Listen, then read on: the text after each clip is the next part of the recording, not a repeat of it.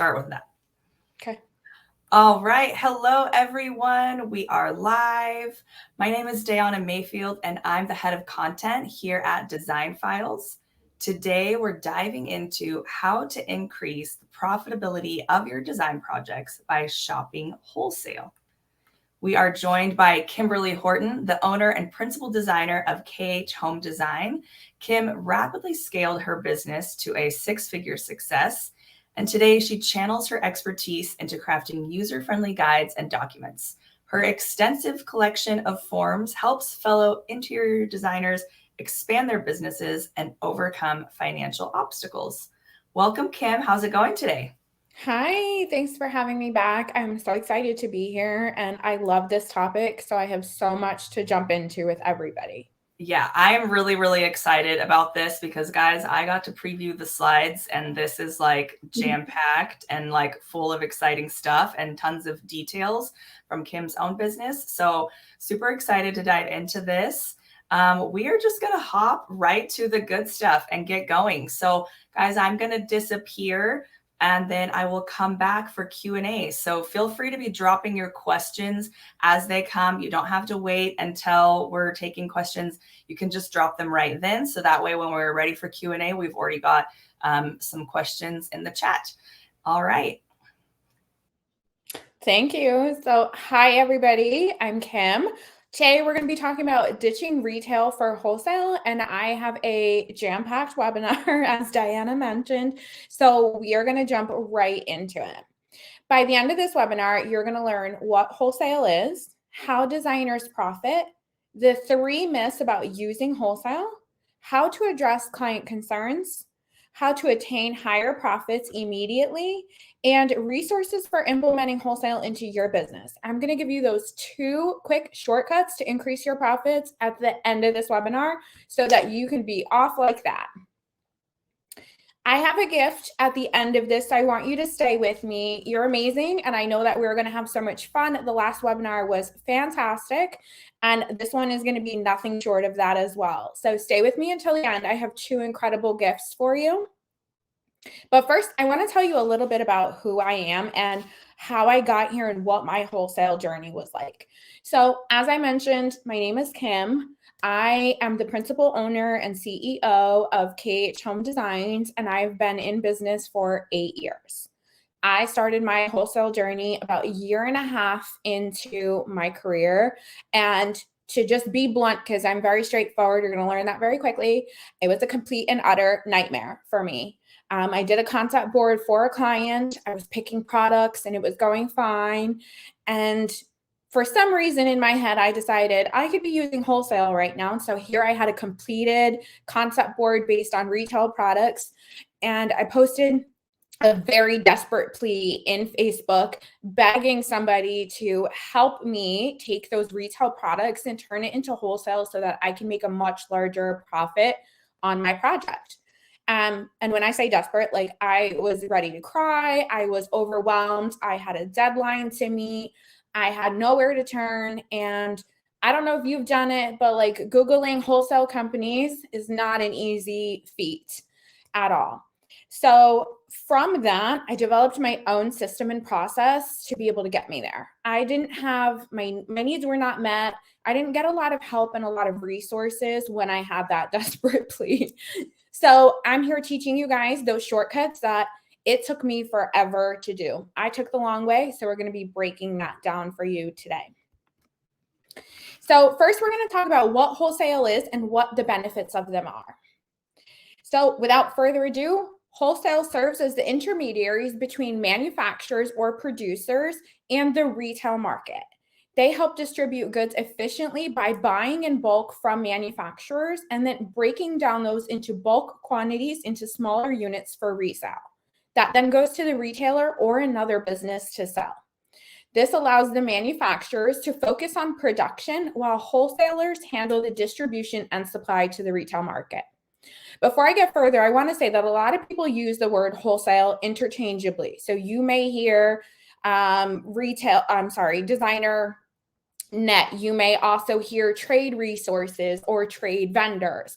They all allude to the same thing, but because I'm a systems and processes girl. I'm going to be teaching you the proper terminology as we go through this webinar. So when we're talking about the purchasing order, as I mentioned, we start with the manufacturer. And the manufacturer's primary role is going to be to produce those goods. So they're going to be the ones taking all of the raw materials and components, and they're going to transform them into a finished product. Now, their role is very specifically to design, produce, assemble, and then package those products. Second in our purchasing order is going to be the wholesaler, and that's what this entire webinar is dedicated to. They, again, are going to act as the intermediaries between the manufacturers and the retail companies that you see on the other side of the screen. Again, they purchase in large quantities and break those down to sell to retailers. And again, their role is to distribute those products. That's it. And then at the end, we have the retailer. And the retailer, as I'm sure you're all familiar with, are those businesses that directly sell products to the end consumer. And they're a final link in the supply chain. They're going to be the ones responsible for stocking, displaying products, offering discounts, doing the marketing, everything to get to that end sale. And I'm going to break this down a little bit further for you. Okay, so the manufacturer is going to make the product. There is a fee for making that comes from those raw goods and from their time. So they're going to introduce a cost into this supply chain that we're talking about. Next, when the product goes to the wholesaler, they're going to buy it at that price. So it's going to have, again, the cost of the product, their time and labor into it, and then their margin. The wholesaler is going to do the same thing because they need to account for their time as well. So they're going to buy it at that cost. They're going to add their profit into it, which exceeds their overhead. And then they're going to resell that to the retailer. And the retailer is where you as a designer fall into the supply chain. So you are going to buy from the wholesaler, in theory, because I'm going to work through it with you. You're going to add your profit to it to compensate for your services, and you're going to resell that to the customer. This is the same purchasing order that Pottery Barn, Restoration Hardware, this is what every company abides by. There are a couple of exceptions where the manufacturer may also be the wholesaler, or the retailer may do the whole thing themselves, especially if it's like a lower end line or a higher end line. So that's where you would fall in the supply chain. So we're going to talk about what a markup is right now. Before we do that, I just want to ask, are you guys currently marking up products, even if you're buying from retail? Drop me a comment and just let me know quickly. Not in Boston. Okay, so it looks like some of you are and some of you aren't, and that's okay. We're going to talk about that as well. So designers profit from wholesale by acting as a retail company by purchasing products at a lower price point and then charging their clients, that end consumer, a higher price point, which is typically MSRP pricing. The discrepancy that you see between what the product is bought for from the wholesaler and what is charged to the end consumer is going to be your profit. So whether you purchase wholesale or retail, the price the client sees is the same. This part is super important, so you're going to hear me say that to you several times today. Regardless of how you choose to purchase your products, the client gets the same price at the end of the day. And in a couple slides, I'm really going to break down an actual product to show you what those margins look like. So let's talk a little bit about why we actually mark up products. And there is a wide number of things. There's 6 on here. There are more than 6 in real life, and it can be any combination of them. And it can be unique to you or just an industry standard, completely flexible. So first one is compensation for services. If you are not charging your design fee appropriately, if you're losing margins on the project by not tracking your hours accurately, then marking up can also be used as a compensation for services. It's not the number one reason here. Obviously, the number one reason is to make a profit. But if you need to compensate somewhere, this is a way to have that extra money pooling in there for you. Number 2 is one of the biggest ones, that this is going to cover sourcing and procurement. As I'm sure you're all familiar with, sourcing and procurement is a very detailed process, and it's very nuanced, and it's quite annoying to a lot of us. There's a lot of time that goes into looking for these products, finding the right product, filtering through your client's design style and their needs.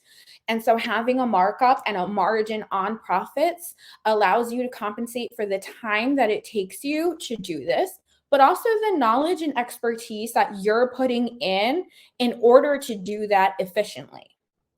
Number 3, also a very big one, is that this is going to cover risk and liability. We're purchasing sofas for clients. Sometimes we're purchasing a sofa at $10,000. Sometimes we're purchasing at $3,000. We are on the hook for whatever happens to that product because we are the one who is doing the purchasing. So this will allow you to have a little bit of room that, God forbid, something goes wrong. You do have a little bit of margin sitting in there that you can take from that's not going to affect your bottom line. Number 4 is particular for those of you who have retail shops or who have a showroom. It's going to cover your overhead costs. If you don't, and you're somebody like me who works from home, this is going to cover all your programs you use. This is going to cover your design files fee. If you have a virtual assistant, it would cover that fee. So this is compensation to take care of all of those things. Number 5 is customizations. That is the number 1 way to avoid being shopped. I'm going to drop that secret right now. That is the easiest way to do it, is to use COM or custom products and create it. Those are also time consuming. And while they're unique to your clients and definitely have a lot of pros, there is a lot of time that goes into it. And so this covers compensation for that as well. And number 6, this is just going to cover a value add service. If you are going above and beyond for your clients, there's a small scope creep, at least you have payment in there. Now I say that, but I recommend that you always track your hours, make sure you're charging your client for everything, because your markup should be in addition to your design fees. So while it does cover these emergency sort of situations, it should be in addition to everything else. I also want to say that all of the things listed on this screen right here are also the reasons why we want to avoid retail. So for example, we're not making enough profit there, so we're not being compensated for services. We're still going through a sourcing and procurement process, but now we're not being compensated for that either. We don't have customizations. And again, that's something that as you grow in your business, you're really going to want to incorporate, and you don't have the flexibility to do that. Okay, so we're going to break this down and get nitty gritty because I'm all about that here.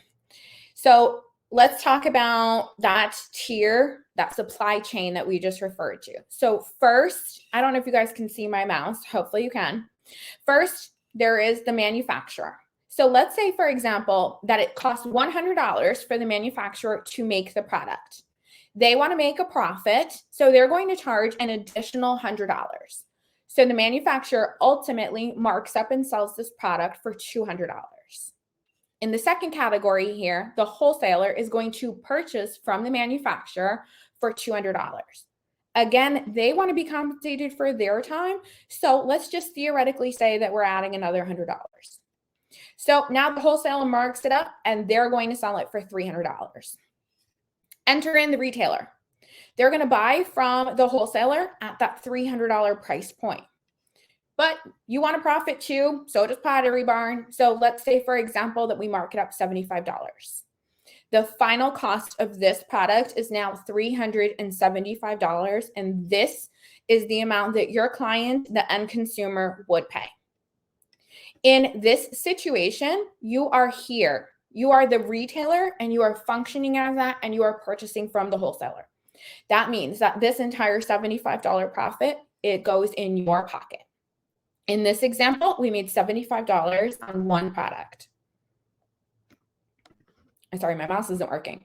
Okay, when you purchase from retail, we're going to go through the same order. The price is exactly the same. I added the same markups. Here is the difference. When you are purchasing from retail, you are acting as that end consumer. So that means that you're purchasing that product for the $375. You are missing out on the margin here. So let's say that you get this product for $375. And let's say that your retail company is offering you a designer discount. Sounds great in theory, right? But that product is probably only going to come down to about $350, which leaves you a $15 profit.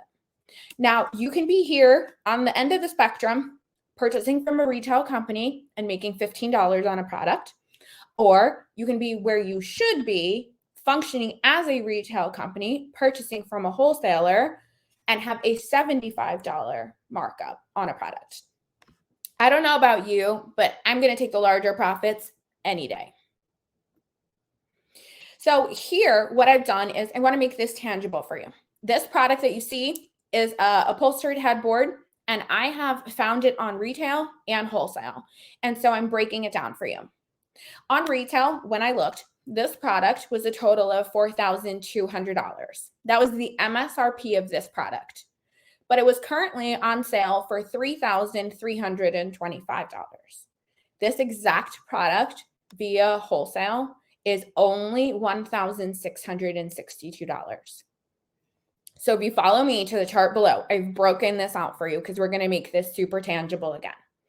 If you purchase at wholesale, you're going to buy it for this $1,600.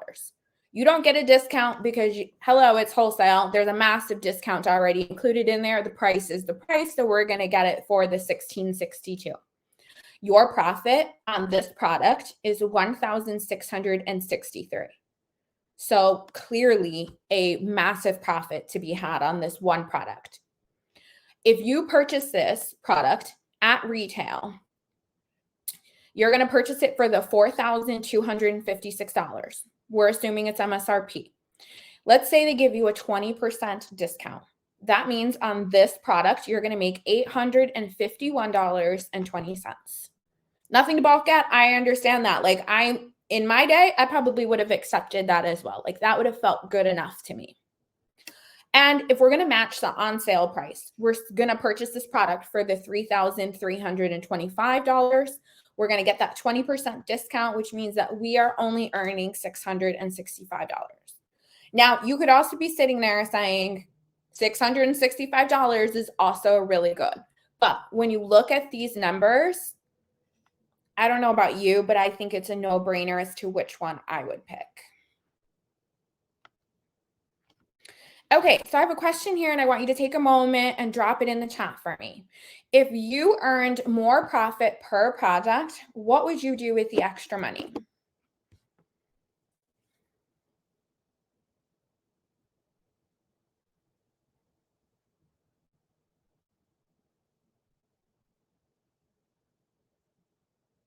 Furnish my own home. That's so funny. That's me as well. I would completely do that. I've actually done it. Buy more product. Great. I'm loving these answers here. Cover overhead. Yep. Pay yourself more. Yes. Precisely. Okay, great. So what if I said to you that you could take on fewer clients if each client brought you more profit? There's two ways to see this, right? I can take on less clients and maybe have more of a work-life balance. That does exist. I know it sounds like an enigma, but it does exist. Or you could be an overachiever like me, which means that you're actually going to take on more projects with your extra time, which also means more profit on the other end too. Okay, so benefits of wholesale. Number one, we have increased profits. Obviously, your revenue is going to go up. We just showed you an example. So in one example, you made $1,600 on the product. Imagine that over the span of an entire room. Like we're talking 25 plus products. You are making significant margins. That increases your bottom line no matter what you do. Number two is product sourcing. We're getting this from the wholesaler. So we have a wide range of products to choose from. We're not limited to what we can find locally to our area. The world is sort of at our fingertips there. Number three is that we're going to have variety and availability between different things. So I know that you've all seen it. You've gone to Pottery Barn. They have one single style, right? If you want shiplap and you're focusing on farmhouse, you know exactly who to run to. If you want like a Serena and Lily vibe, you also know who to run to. But when you are focusing on wholesale companies, the designs, the price points, everything changes, the quality. You have everything from Wayfair kind of products available to you all the way to restoration hardware, and even higher quality products as well. Those are all accessible to you. Number 4, again, customizations and personalizations. A lot of wholesale vendors will offer semi-custom or custom lines, especially in upholstery, which will help you get those unique items for your clients, but again, will also help you with being shopped on the other end of it. This will also help you have those things that are specific to your client, right? So if they want a deep sofa and they want something that's super plush and they want, let's just say, a paisley pattern. I don't know why you would do that, but let's just go with it. There you go. That's something easy for you to get. Number 5 is that you can build industry relationships. Having relationships with vendors and your reps will allow you to leverage that at some point in time. So if you're looking for better rates as you're going, or you need customer service help, you will have one single person to rely on. This isn't a corporation that's just going to say, you know, I'm too busy, or give you some very generic answer. You're going to get hands-on, one-on-one support with your vendor or your rep. Number 6 is that this actually handles a lot of the logistics and shipping and warehousing for you. A lot of the wholesale vendors take on the freight shipping so that you don't have to. All right, so I'm going to tell you a little bit about my story, and I'm going to be honest because that's just me at this point. I just hit a certain level and I just don't care anymore.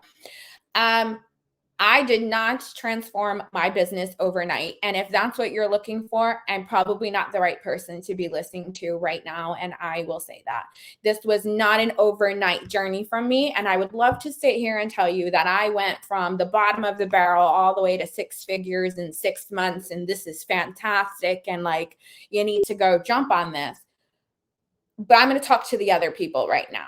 The other people who are feeling overwhelmed, are feeling anxious, aren't very certain what step they're going to take and how they're going to get there. The people who want the slow and steady approach. So I'm going to break down a little bit about what my books and the back end of things looked like for me. So my first year in business, I was sourcing retail only, and I was charging pennies for my design services. I was highly, highly focused on building my portfolio to be able to sell myself and to have my proof of concept. My very first client, I only charged $395 per room. It was not about the money for me. I needed to prove something to myself and to the other people who hopefully would have eventually hired me. Anyways, he was massively shocked when he came back to me later and my price was $3,000 per room. But that's how fast my business grew. And I was confident in my services at that point. I developed a system and a process. I knew what I was worth, and I then began charging for it. That $395 really educated me. So let me break down my numbers. That first year in business, I netted $8K at the end of the year. It was completely abysmal, but again, I was on a learning journey, and that was my plan. I profited because I was purchasing retail. Okay. Everything was retail. I made the like 15, 20%, whatever Pottery Barn gives you. That was my discount. That was my profit. That's what I earned. So my design fees were $395 that year.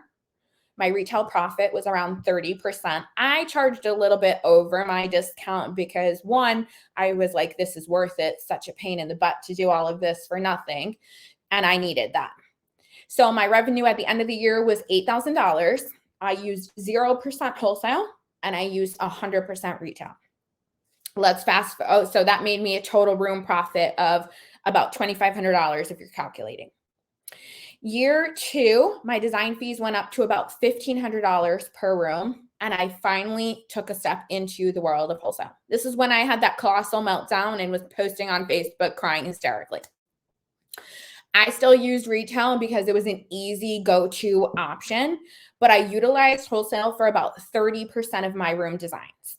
For me, that ended up being those larger pieces, upholstery, case goods, like coffee tables, area rugs, the things that were big and easy.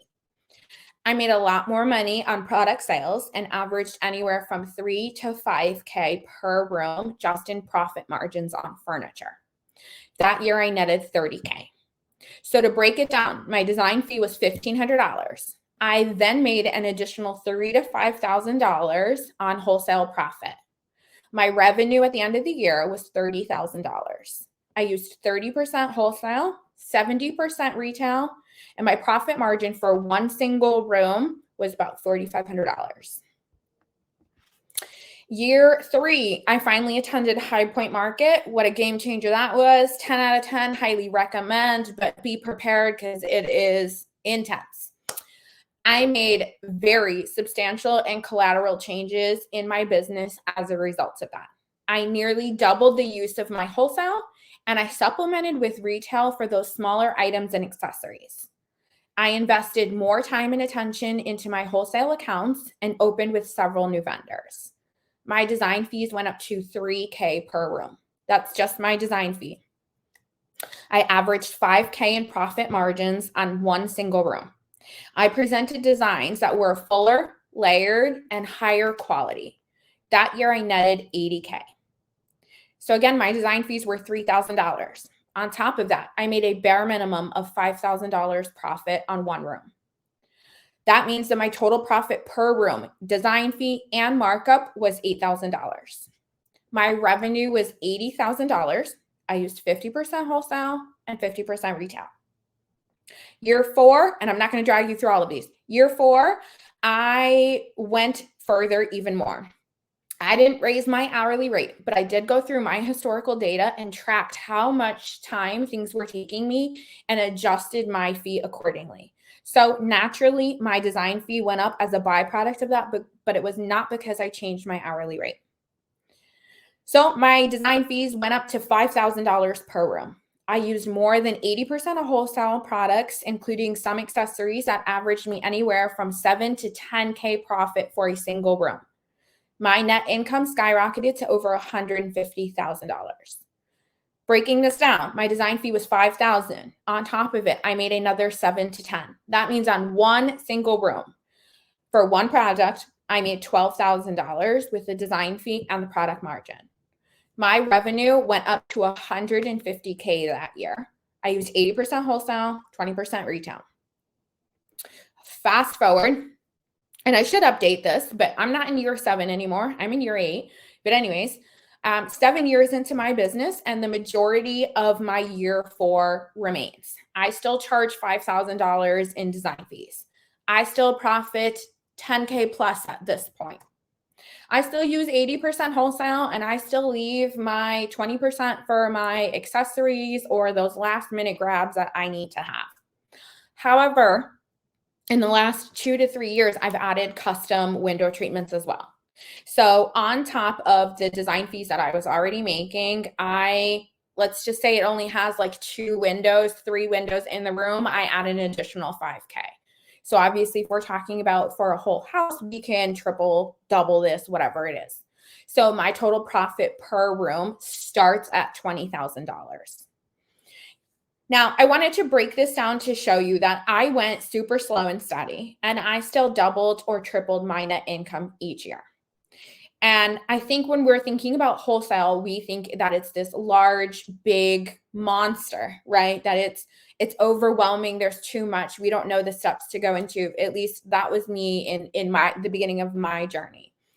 And I want to say that this can be as approachable as ordering one wholesale product, ordering wholesale for one project overall, or ordering it for multiple projects at the same time. So you have complete flexibility on how you choose to scale your business. But ultimately, I want to show you here that you can scale and go completely slow like I did.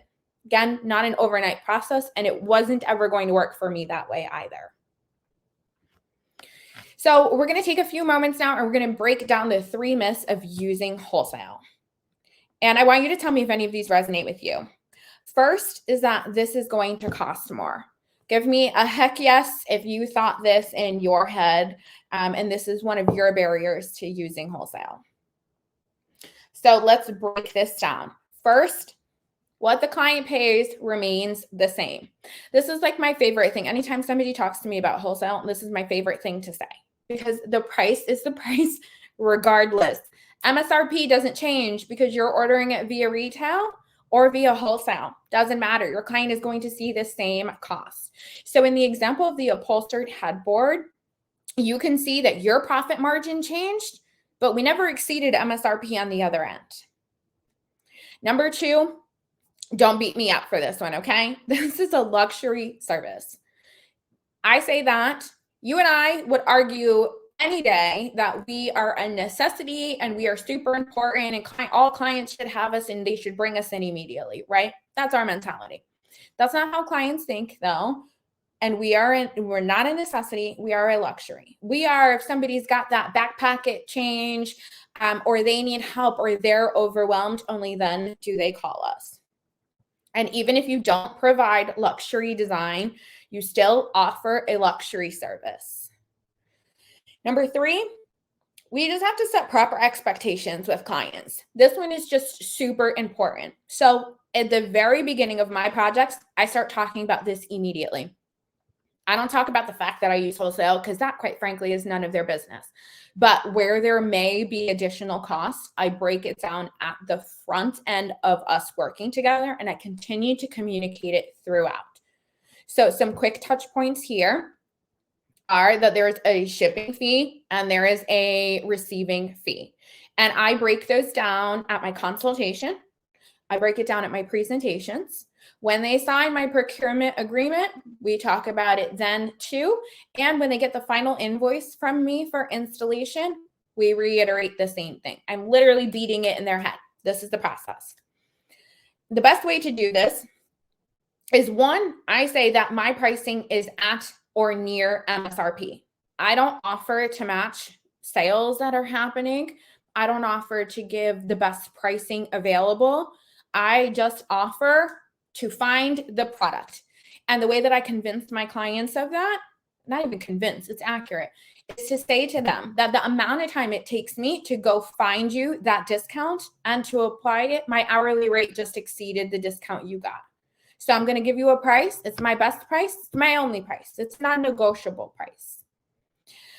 Two, when I break down the shipping, what I do is I tell my clients one of them is a shipping fee. From freight from the wholesale company to the receiving company is a freight fee. It is a shipping fee. The second fee that they get from the receiving company to them is a fee for service. That means that they are paying somebody for a luxury service. It is not a second shipping fee. And when you break it down that way, clients, it becomes a lot more digestible to them to understand that this isn't fees times two. This is, I'm paying for a service and I'm paying for the product to be shipped. And number four, that sort of just ties it all in. Just create some standards to make life a little bit easier. So for me, I don't fluctuate my freight fees at all. I don't care what the vendor charges. I estimate everything to be somewhere between 20 to 25%. I just upped it to 25% recently because fuel surcharges and all this other stuff coming out of COVID. So I just automatically tack on 25% to all of my products. That covers like 99% of my shipping, except for very rare scenarios, which makes it more digestible for them up front. So they're not worrying about this is going to cost more because they don't know what it costs in the first place, and it's your job to educate them. So this part of it is just setting those expectations and those standards so that when you do communicate to your clients, you're speaking accurately and they're not going to be surprised later when you send a $5,000 freight bill. Myth number two. I'll be honest, I have a little bit of a psychology background, so I absolutely loved this question, and it came to me so many times. My client won't be okay with this. And I want to challenge you for just a moment to sit back and think, what part of this process would they not be okay with? If you happen to have an answer to that, I give you kudos. Drop it in the comment, please. Let us all know. one thing that I realized in asking this question is that it's not about what your clients are okay with, it's about what you're okay with. And a lot of the reasons that I've seen designers get hang up on this one is really because of their own worry or fear or insecurity or something that is preventing them from taking a step forward. So if this is something that resonates with you, I want you to just take a moment and really process that through. Is it you or is it your client? Because you're the one educating your clients. Again, the price is the same no matter what. So they're not really going to see a difference. And when I say that here, what I'm saying is your client doesn't need to know. We don't need to go down like an entire soliloquy of why we're choosing wholesale companies and what the benefits are. Your process is your process. It's your business model. You get to completely own it. We don't walk in a Pottery Barn and say, hey, I don't really like your style. I want you to go get me something that's mid-century modern and I want that piece, right? So if they can't do it with Pottery Barn, they can't do it with you. And myth number 3 is that this is complicated and time-consuming. And that was my desperate plea, right? I've already admitted that. So I'll be the first one to raise my hand and say that this is one that definitely resonated with me.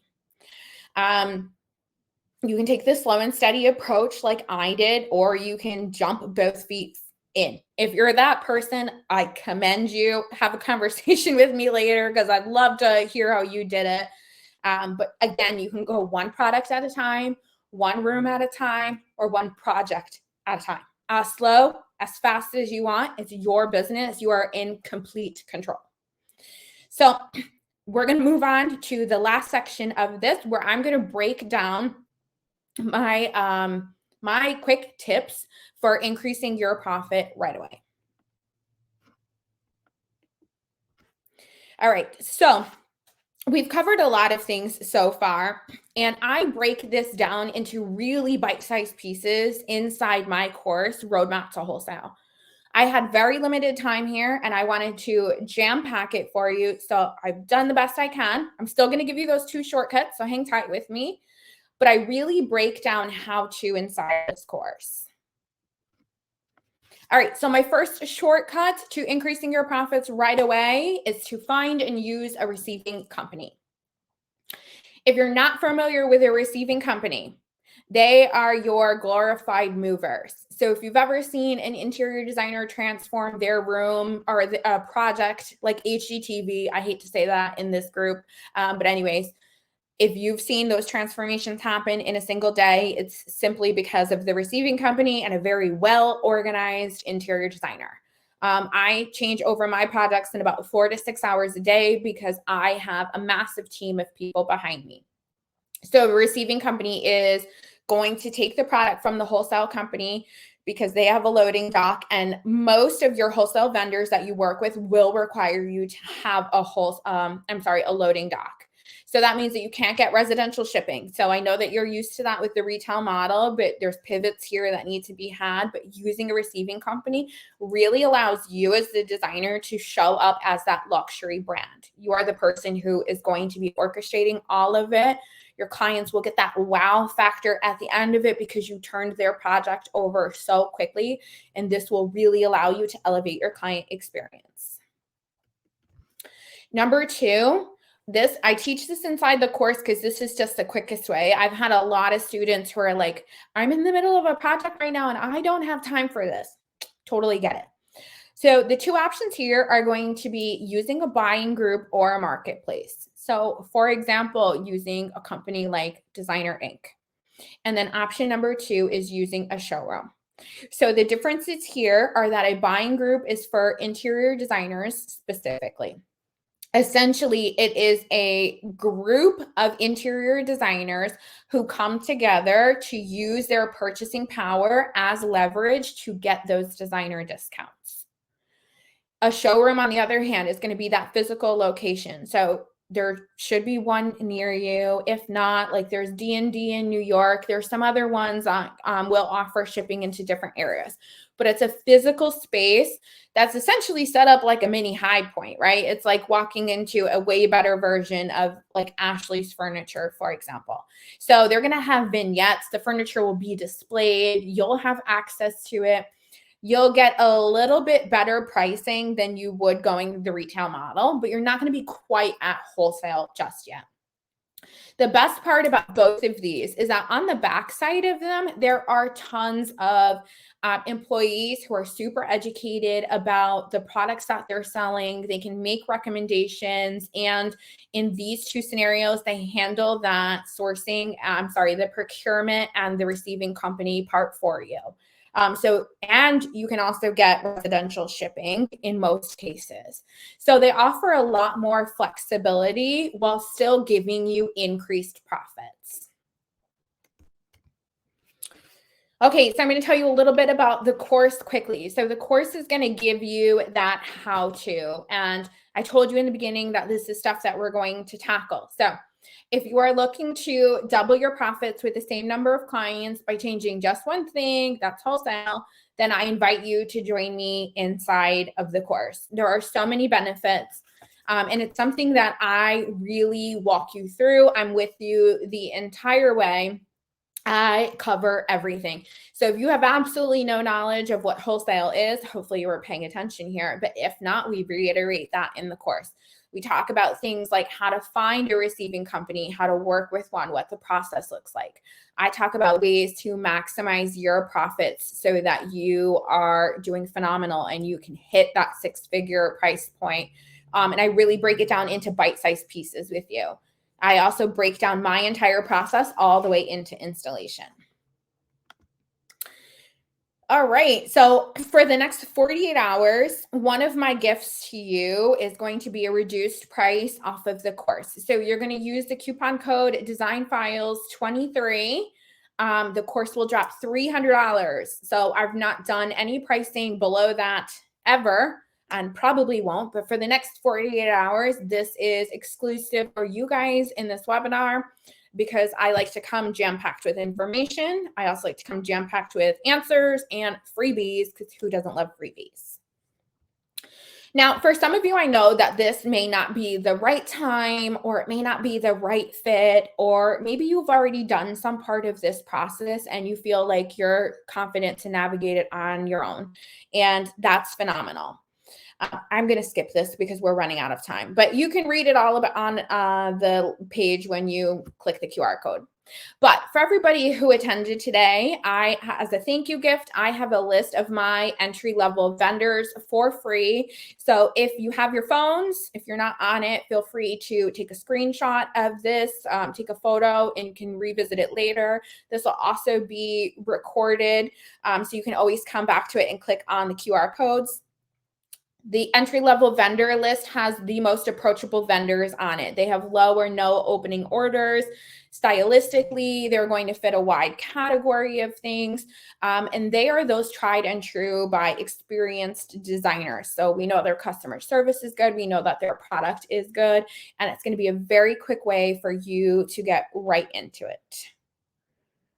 Okay, presentation done. I see the chat box like going nuts. So, hey, good job. That was fantastic. Yes, the chat has gone totally crazy. Yeah. So we are going to jump in. I'll leave these details up here for a little bit longer in case anybody needs to, screenshot it, grab that free vendor list. Okay, so here you did cover this, but I'm just curious, if you're transparent about profiting off of purchases in your contracts, and just how do you address pushback from clients? Love this question because I love when clients push back. It's an opportunity for me to really show up as the expert in the room. And I have templates for everything. So I've got a response anytime it comes my way. There's an entire section in the course where I actually bring in an interior designer a lawyer who specializes in interior design, and she really breaks it down. In my contract, I give very general terms because it's not up to me to divulge that information to my clients. Sometimes I'm not legally allowed to because vendors want to keep their information private. Other times it's just my principle of I shouldn't have to break down how the hamburger at McDonald's is made. So the terminology that I put is something along the lines of additional profit may come from sales of goods. I do have a clause in there that very specifically says that if for some reason you specifically request me to order retail, that there's a 30% surcharge on that. So what that means is I'm taking my designer discount that they give me, the measly 15%, but I'm tacking on an additional 32 because you took away a significant profit from me using a wholesale company. I've never had pushback on this though, because I communicate my process. I just don't need to break it down into every little thing.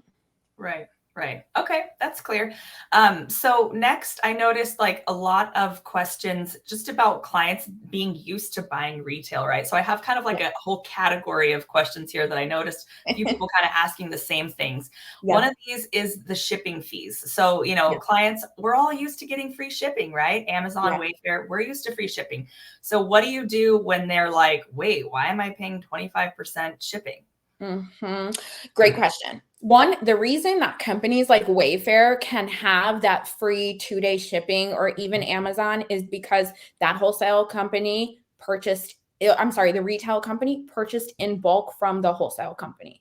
So that means instead of buying one sofa from a vendor, they purchased 50 and they're just sitting in a warehouse completely useless until somebody purchases that product.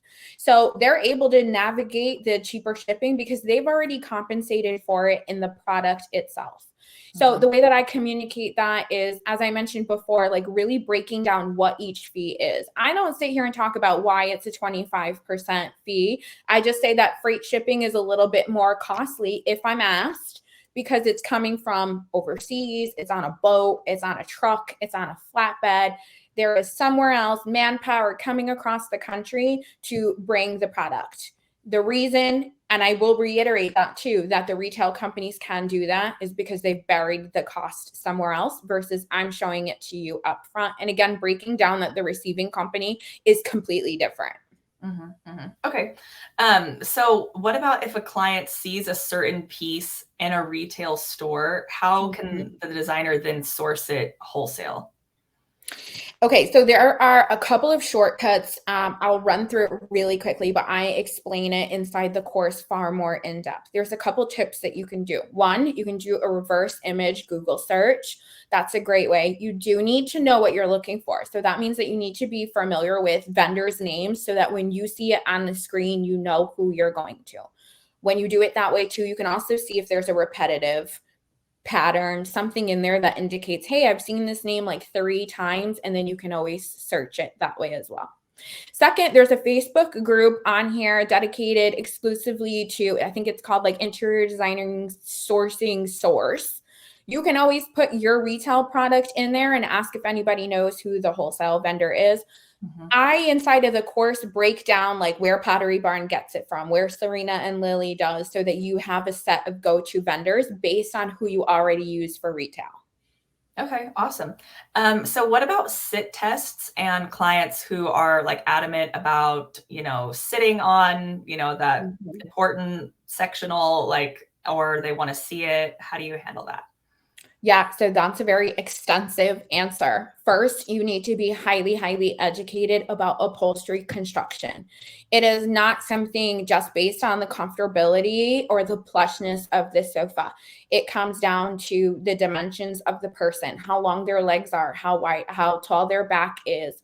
Do they like to recline? Do they like to sit up? How is the piece made? Is it envelope wrapped? Is it an 8-way hand tie? Is it webbing underneath? Those are all things that are going to affect somebody's comfortability. So if you have a client who is absolutely adamant about sitting on something, then your best bet is actually going to be to find a local showroom, let them sit on a product, or let them sit on the retail product and then go find the wholesale version of that product so that you can be sure that you're somewhere in the ballpark of what they're looking for. Okay. And then what kind of insurance do you need to be a wholesaler? Do you have any like additional business insurance or product? To be a wholesaler, I have no idea. To order from wholesale, you need your general professional insurance, I think it's called, and then you need errors and omissions that will cover the majority of things. Again, you want to make sure that you have enough profit in there that if something does go wrong and you say don't want to file an insurance claim on it because it's not, let's say it's the $1,000 sofa. Sometimes it's just easier to go replace the $1,000 sofa. So that's my advice on that, but check with your insurance agent. Okay, right. And then obviously, you can't give tax advice. We did get some questions on like how do you charge taxes? Like what's your kind of like general, like where can people go to figure out how they're supposed to charge taxes for these products? Yeah, so that's something that you're going to want to ask your bookkeeper or accountant. I can tell you in my state of Connecticut, I have to charge sales tax on everything that I do. I have to charge it on my services that I provide, and I have to charge it on the product. So I do not bury my sales tax into the cost of the product. The cost of the product is here. My margin is buried into it. Then on top of it, I have my sales tax. On top of it, I have a 5% administrative fee that covers essentially a 3% credit card processing fee plus a buffer just in case. And then I charge my 25% freight. So I've got one big one here that includes my profit. And then I've got 3 other little fees that tack on to that. Okay. But you should always be charging sales tax to your client. You're not charged it when you purchase from the wholesale company. You'll fill out a resale certificate. You'll be tax exempt, but it's your responsibility to charge your client sales tax because they're the end consumer. Okay, got it. And what about returns? Like, are returns not possible? If they aren't possible, how do you get past that, with clients if they're worried about it? Yeah, so setting expectations. Returns are not normal in wholesale unless the product is damaged. In that case, you're going to file a claim and then the vendor will tell you what that process is like. Sometimes that means returning the product. Sometimes that means throwing the product out.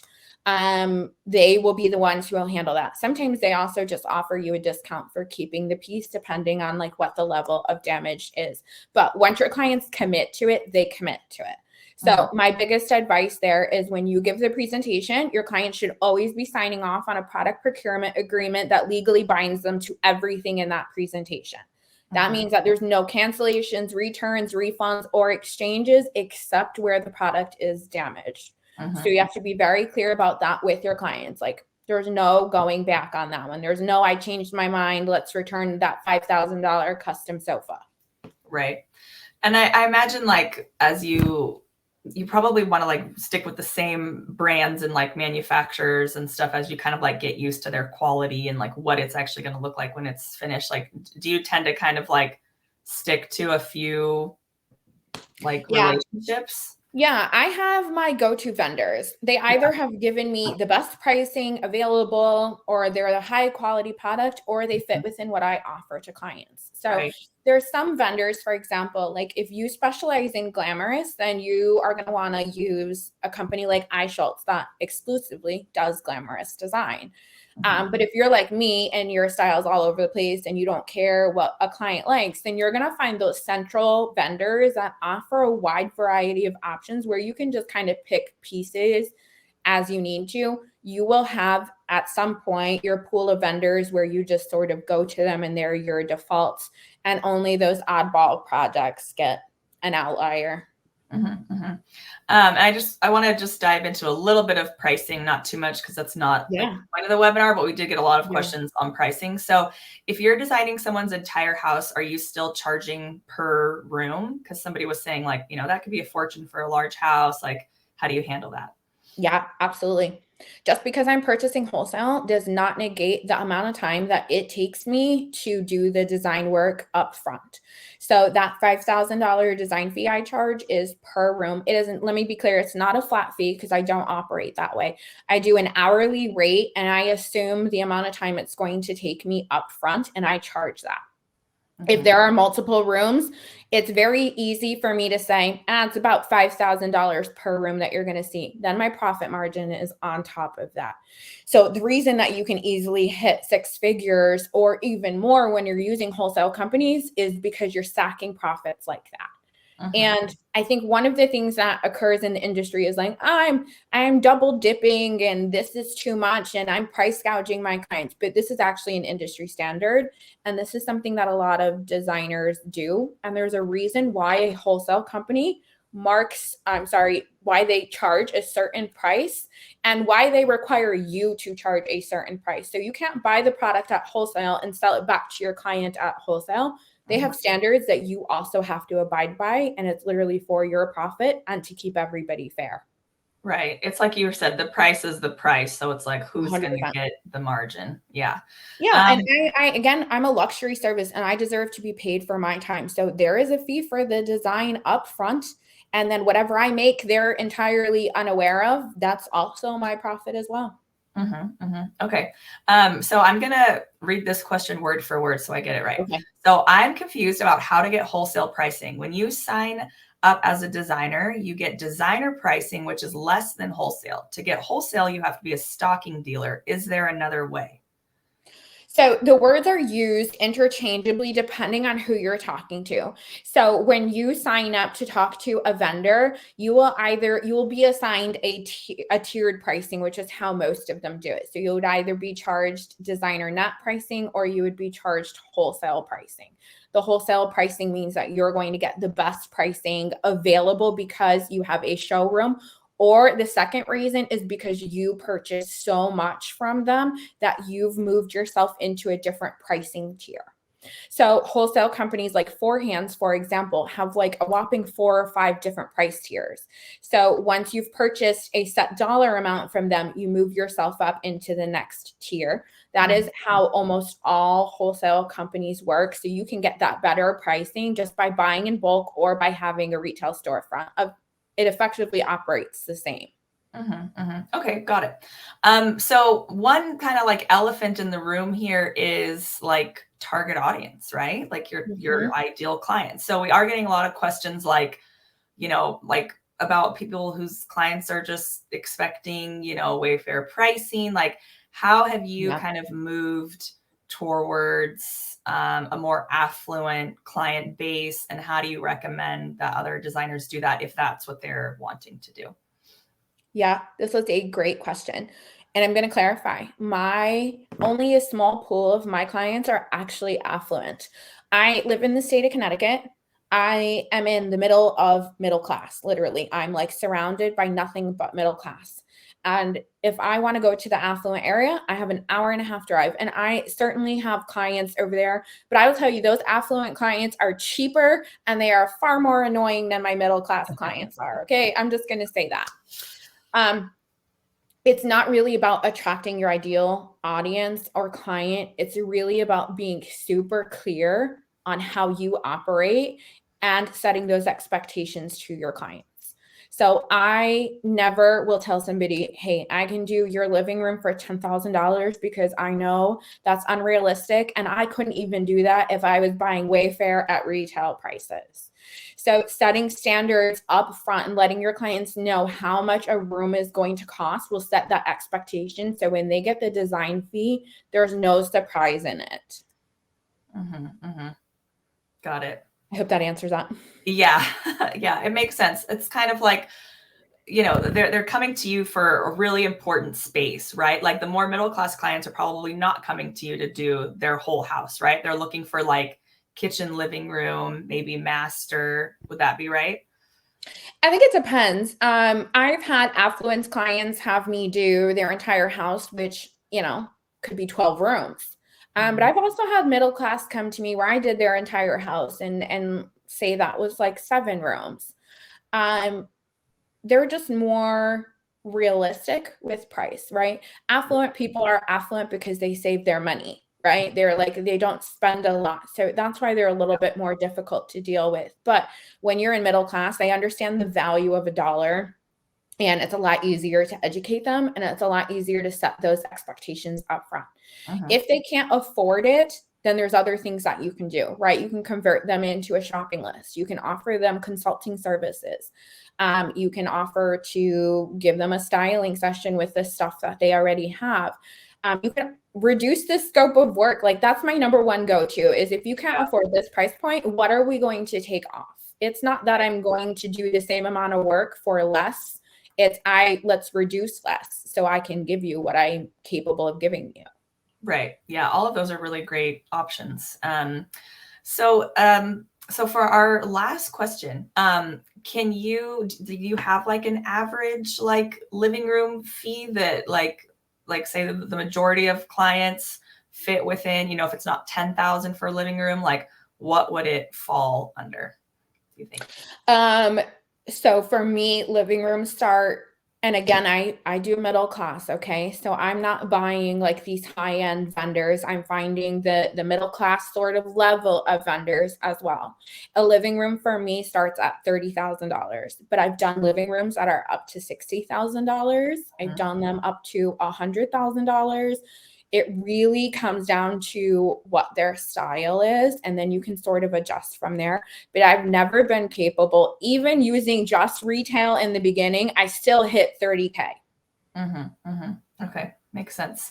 Yeah, I really like how you mentioned like those options of like, like a consultation with what they're already using or like some other service so that you're still kind of like keeping your standards. You don't like go and let me just change to some other sourcing model like for this person. So that makes a lot of sense. Yeah, that's the most important thing, right? It's like your business is your business. So we're not going to adjust or fluctuate our policies and practices just because our clients can't afford us. That means they need to change their scope of work or we need to get better clients. Like it's as simple as that. So you have to have boundaries and you have to stick to your boundaries and your clients will get on board. Right. Okay. So just to tie up the 30K approximate fee, is that including like built-ins, design fee? No. No. Nope. That 30K is just furniture and accessories. Again, I don't do anything lower than that. So I can't work that down. That does not include construction, renovation, built-ins, hard finishes, and it does not include my design fee. So strictly furniture and accessories, bare minimum. Yeah. All right. I'm popping the free resource and the Design Files exclusive code here in case anybody wants to take advantage of those things. Thank you so much. I really, really loved how you did your annual breakdown. Like that was so cool. I really, really appreciate that you did that and actually like showed the journey and how you got to that point, right? Because it takes time. Yeah, you just put so many like details in this, and we got like a ton of questions and positive comments, which shows this is a hot topic. We are like we're hungry for this information. So thank you so much for being here and doing this with us today. Yeah, thank you for having me. I know that this is a huge topic. So just for everybody who's attending, what I did last time was I went through and responded to all of your comments because I know that the questions are insane and I see it. So throughout the rest of this week, I will go back and answer your questions. There just was not enough time, but I'm so appreciative of being here again and for all of your support and your questions. So thank you. I love that. Thank you for taking the time to check out the comments. And guys, we will see you next month for another workshop. Thanks, everybody. Bye.